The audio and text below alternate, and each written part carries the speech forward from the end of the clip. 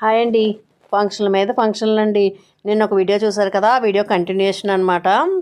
మా అక్క వాళ్ళ మనవరాళ్ళ ఫంక్షన్కి అయితే నేను ఎలమంచిల దగ్గర నుండి దీమిలు అయితే వచ్చాను.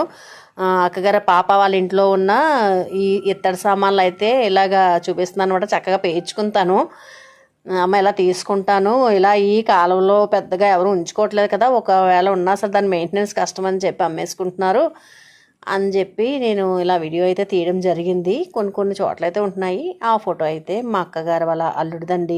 తను ఆర్మీలో వర్క్ చేసేవారు. ఒక 1.5 year అలా అవుతుంది, చనిపోయారనమాట.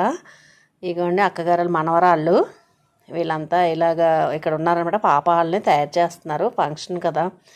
మా అక్కగారు వాళ్ళ కోళ్ళు ఇలాగ పిల్లలందరికీ కూడా కొద్దిగా అలా వీడియో తీయడం జరిగింది. క్యూట్గా చాలా బాగున్నారు, ఎంతో బాగా తయారై వచ్చారనమాట. ఫంక్షన్ అంటే వాళ్ళదే కదా హడావడంతా. ఇదిగోండి హాయ్ చెప్తున్నారు అక్క వాళ్ళ మనవరాళ్ళు అనమాట. ఈ ఒక్కడికి ఎంతమంది షూ వేస్తున్నారు చూడండి.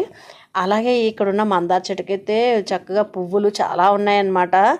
ఒకవేళ అంటే మన సిటీస్లో ఉండే వాళ్ళకి ఇలాగ కానీ పువ్వులు ఎక్కడ ఉంటే ఆ చెట్టుకుంటాయి ఏంటండి, ఉండవు కదా. అంత చెట్టు ఉండదు, అంత చెట్టు ఉన్నా పువ్వులు ఉండవు.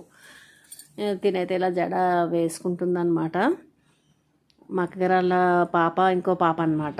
తను అలాగా జడలు వేస్తుంది, జడల స్పెషలిస్ట్ తను.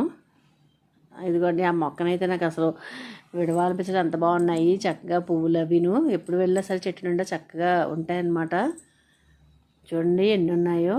అలాగే చుట్టూ చెట్లునే కనిపిస్తుంది అయితే అశోక చెట్టు అని చెప్పి అంటారండి ఆ చెట్టుని. చాలామంది ఇళ్ళ ముందు షోగా వేసుకునే వాళ్ళు అనమాట బయటన. ఇప్పుడైతే పెద్దగా కనిపించట్లేదు అవి కూడా. ఇక్కడైతే ఇంకో మందార చెట్టు. ఈ పిల్లలకైతే ఇలాగా ఫొటోస్ తీశారనమాట. ఓకే అండి, వీడియో నచ్చిందా?